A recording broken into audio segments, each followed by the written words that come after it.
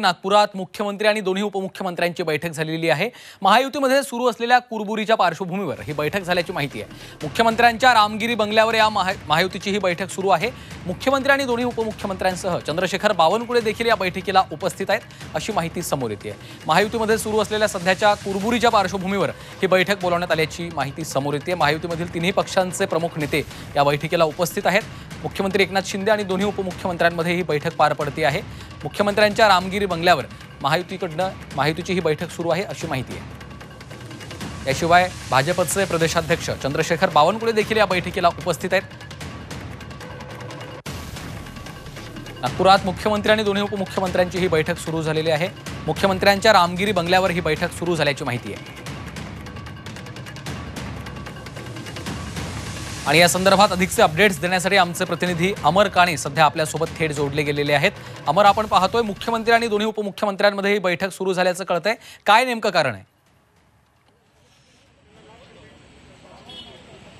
अगदी बरोबर, कारण की 5 वाजता मुख्यमंत्री नागपुरातून आज मुंबईकडे रवाना होणार होते, पण मुख्यमंत्री नागपुरात थांबले रामगिरीला येऊन आणि त्यानंतर 8:10च्या सुमारास उपमुख्यमंत्री देवेंद्र फडणवीस पोहोचले। अगदीच 10 मिनिटात चंद्रशेखर बावनकुळे, अजित पवार आणि प्रफुल्ल पटेल हे सर्व नेते, महायुतीतले प्रमुख जे नेते आहेत ते सगळेजण पोहोचले आणि त्यानंतर आता रामगिरी जो निवासस्थान आहे, शासकीय निवासस्थान एकनाथ शिंदे यांचं नागपुरातील, तिथे ही बैठक सुरू झाली आहे। खरं तर गेल्या काही दिवसांपासून महायुतीत सुरू असलेल्या कुरबुरी ज्या सुरू आहेत त्या पार्श्वभूमीवर ही बैठक अतिशय महत्वाची समजण्यात येते। आणि त्याचबरोबर सगळ्यात महत्वाचं म्हणजे निवडणुका आहे विधानसभा, आणि त्या संपूर्ण निवडणुकांची रणनीती ठरवण्याच्या दृष्टीने सुद्धा ही बैठक अतिशय महत्वाची मानण्यात येत आहे। खरं तर जागा वाटपांबाबत सुद्धा चर्चा सुरू होणार आहे आणि या पार्श्वभूमीवर सुद्धा ही एक बैठकीचं अनन्यसाधारण महत्व आहे, कारण की मुख्यमंत्री लवकर जाणार होते पण ते थांबले नागपुरात आणि त्यानंतर दोन्ही उपमुख्यमंत्री येतात, ज्येष्ठ नेते जे प्रदेशाध्यक्ष सुद्धा भाजपाचे येतात आणि त्याचबरोबर प्रफुल्ल पटेल सुद्धा इथे पोहोचतात।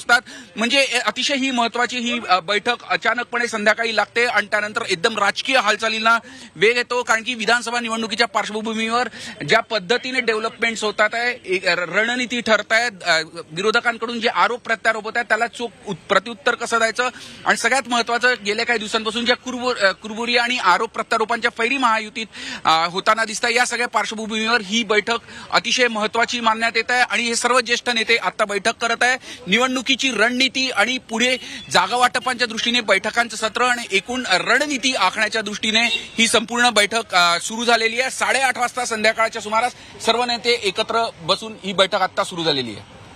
निश्चितच त्यामुळे या बैठकीमध्ये काय चर्चा होते हे पाहणं महत्त्वाचं आहे। याचे अपडेट्स तुमच्याकडनं घेणार आहोत। तुर्तास धन्यवाद या सविस्तर माहितीसाठी।